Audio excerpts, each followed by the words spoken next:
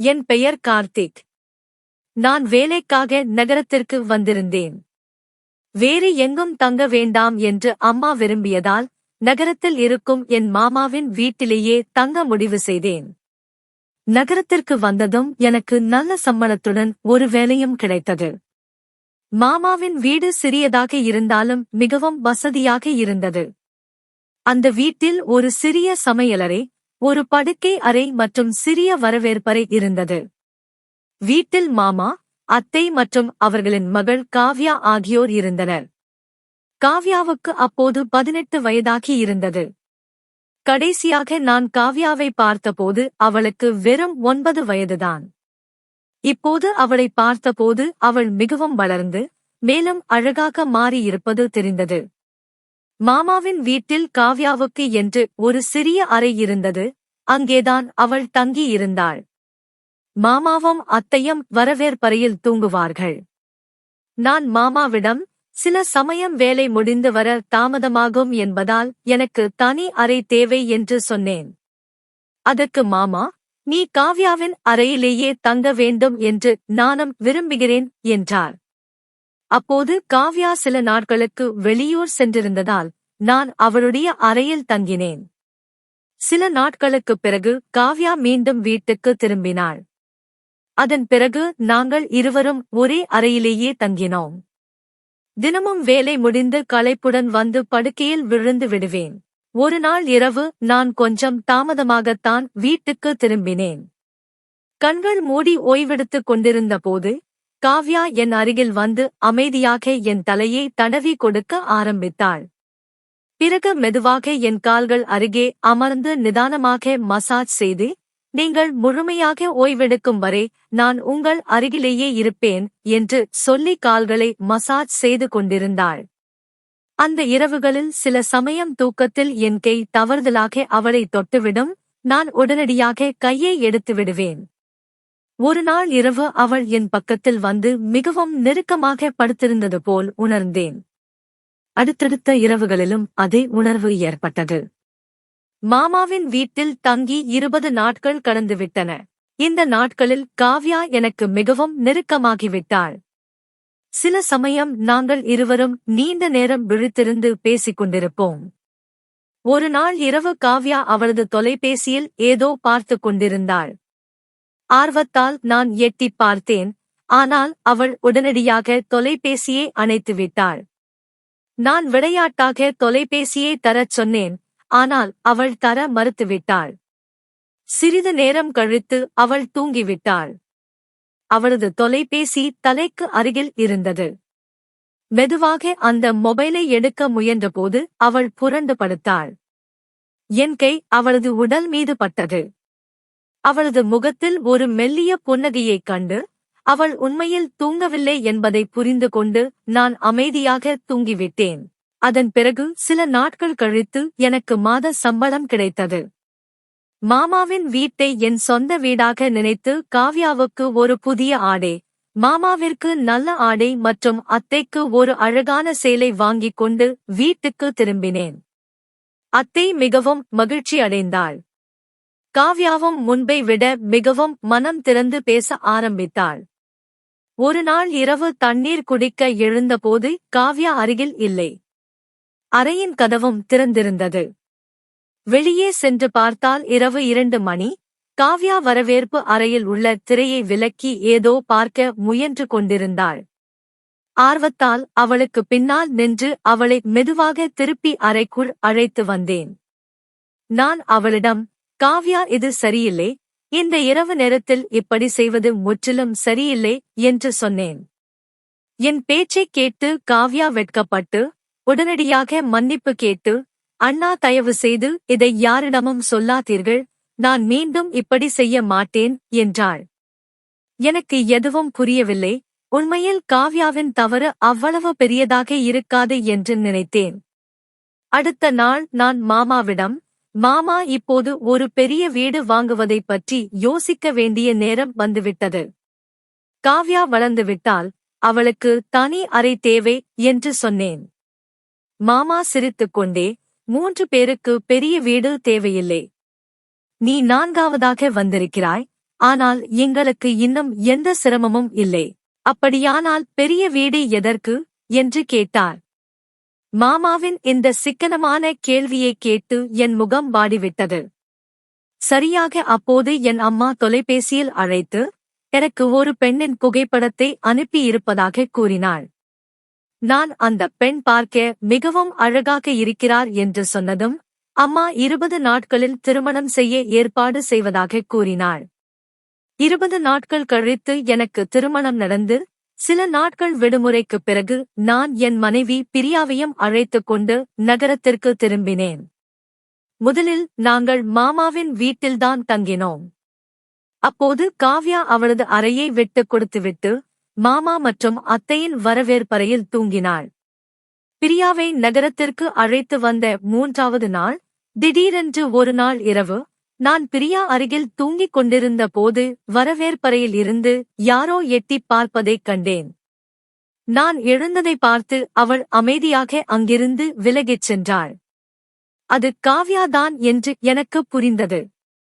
5 நாட்களுக்குள்ளேயே பிரியாவுக்கு நகரத்து வாழ்க்கை பிடிக்காமல் உடல்நிலை மோசமடையத் தொடங்கியதால் அவளை கிராமத்திற்கு அனுப்பி வைத்தேன். அதன் பிறகு மாமாவின் வீட்டில் நான் மீண்டும் தனியாக தங்க ஆரம்பித்தேன். ஒரு நாள் காலையில் மாமாவும் அத்தையும் வேலைக்குச் சென்று விட்டனர். அன்று நானும் காவ்யாவும் மட்டும் வீட்டில் இருந்தோம்.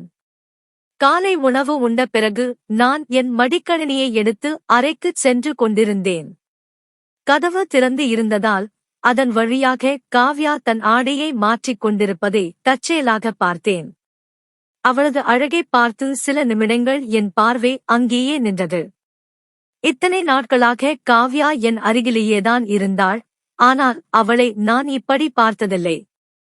அந்த இரவு காவ்யா என் அறைக்கு வந்து அண்ணி கிராமத்துக்குச் சென்று விட்டாள், இப்பொழுது நான் மீண்டும் என் அறையில் நிம்மதியாக தூங்கலாம் என்று சொன்னாள். நான் அவளுக்கு என் அறையிலேயே தூங்க அனுமதி கொடுத்தேன். அந்த இரவு அறையில் இருட்டாக இருந்தது. சிறிது நேரம் கழித்து யாரோ நடந்து செல்லும் சத்தம் கேட்டது. அறையின் விளக்கை ஒளிரவிட்ட போது காவ்யா அலமாரி அருகே சிறிய ஆடையுடன் நின்றிருந்தாள். அவளை இப்படி பார்த்ததும் எனக்கு கொஞ்சம் வெட்கமாக இருந்தது. பிறகு மீண்டும் விளக்கை அணைத்துவிட்டு தூங்கிவிட்டேன்.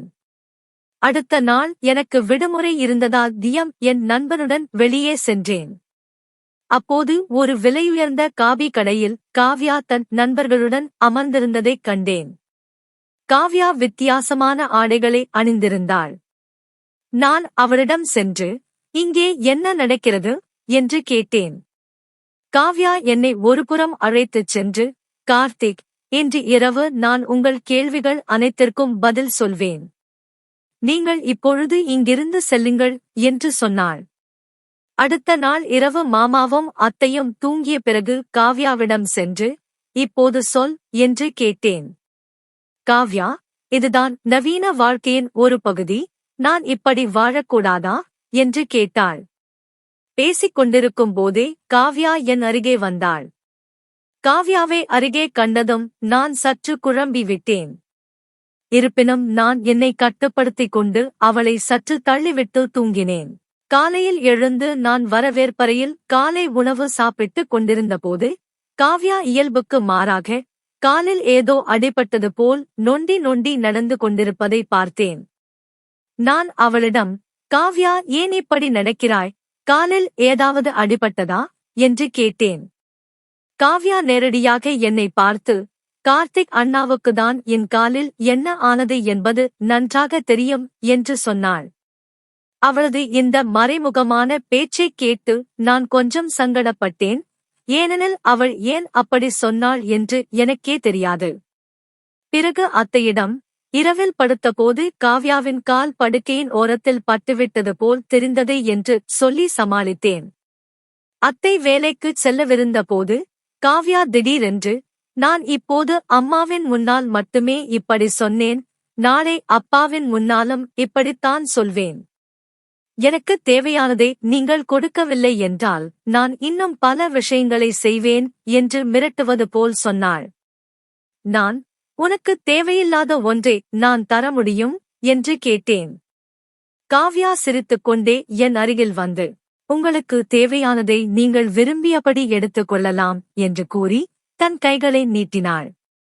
பிறகு அவள் என் கையை பிடித்து அவளது தோள் அருகே கொண்டு சென்று, நீங்கள் என்ன வேண்டுமானாலும் செய்யலாம், ஆனால் எனக்கு கொஞ்சம் உதவ வேண்டும் என்றாள். அப்போது கதவருகே அத்தை வந்து நின்றாள். அத்தை கோபத்துடன், காவ்யா, என்ன இதெல்லாம் என்று கேட்டாள். அதற்கு காவ்யா, நான் என்ன தவறு செய்தேன்? நான் நன்றாக வாழ விரும்புகிறேன், அதனால்தான் எனக்கு தேவையானதை செய்கிறேன். நீங்கள் உங்கள் மேலாளருடன் இப்படித்தான் செய்தீர்களா? அதற்கு பணம் வாங்கவில்லையா? நான் எல்லாவற்றையும் பார்த்தேன். நானும் இந்த வீட்டில் எனக்கு சம்பாதிப்பதற்கான வழியை தேடுகிறேன். இதில் என்ன தவறு இருக்கிறது என்று கேட்டாள். காவ்யாவின் பேச்சைக் கேட்டு அதிர்ச்சியடைந்த அத்தை, நீ ஒரு முட்டாள், பெரியவர்களிடம் எப்படி பேச வேண்டும் என்று கூட உனக்கு தெரியாதா என்று கத்தினாள். அத்தை காவ்யாவின் வாயை மூட அவளருகே சென்றபோது நான் அவளை தடுத்தேன். நான் அத்தையிடம், காவ்யா சொல்வது உண்மையா என்று கேட்டேன். அத்தை தலையை குனிந்து கொண்டு அமைதியாக இருந்தாள். நான், அத்தை, இதையெல்லாம் பார்த்து காவ்யா எவ்வளவு பாதிக்கப்பட்டிருப்பாள் என்று உங்களுக்கு தெரியுமா? நான் இந்த வீட்டுக்கு வந்த பிறகு பலமுறை காவ்யா என் பையிலிருந்து பணம் எடுப்பதை பார்த்திருக்கிறேன். நீங்கள் இப்படி நடந்து கொண்டால் காவ்யாவும் உங்களிடமிருந்து இதையெல்லாம் கற்றுக்கொள்வாள். இப்போது அவளுக்கு சரியான வழியை காட்ட வேண்டிய நேரம் வந்துவிட்டது என்று சொன்னேன். அத்தை காவ்யாவை பார்த்து, காவ்யா, என்னை மன்னித்துவிடு, நான் இன்றிலிருந்து அந்த வேலையையும் தவறான பழக்கங்களையும் விட்டு விடுகிறேன் என்று கண்ணீருடன் சொன்னாள். காவ்யா, அம்மா, நீங்கள் இந்த தவறான வழியை விட்டுவிட வேண்டும் என்பதற்குத்தான் நான் வேண்டும் என்று இதெல்லாம் செய்தேன். கார்த்திக் அண்ணாவின் முன்னால் அனைத்தையும் சொன்னதற்கும் இதுதான் காரணம் என்று கூறி அத்தையை கட்டியணைத்தாள். நானும் காவ்யாவும் சேர்ந்து அத்தைக்கு அவளது தவறை புரிய வைத்தோம். அத்தை தன் தவறை உணர்ந்து மாமாவிடம் பேசி நகரத்தில் ஒரு பெரிய வீட்டுக்கு மாற முடிவு செய்தாள். மாமா தன் அதிகப்படியான சிக்கன மனப்பான்மையை குறைத்துக் கொண்டு பெரிய வீட்டிற்குச் செல்ல சம்மதித்ததால் அத்தையும் காவ்யாவும் மிகுந்த மகிழ்ச்சி அடைந்து எனக்கு நன்றி சொன்னார்கள். இன்றைய கதையிலிருந்து நாம் அறிந்து கொள்வது என்னவென்றால், குடும்பத்தில் உள்ளவர்களை மகிழ்ச்சியாக வைத்திருப்பது, அவர்களுக்கு அன்பு மற்றும் அக்கறையை கொடுப்பது மிகவும் அவசியம். யாருடைய சிக்கன மனப்பான்மையும் எல்லை மீறினால் அது குடும்ப உறுப்பினர்கள் மீது எதிர்மறையான விளைவை ஏற்படுத்தும். குடும்பத்தில் ஒரு பிரச்சனை வந்தால் அதைப் பற்றி மனம் விட்டு பேசினால் மட்டுமே சரியான தீர்வு கிடைக்கும். முற்றுப் பெற்றது.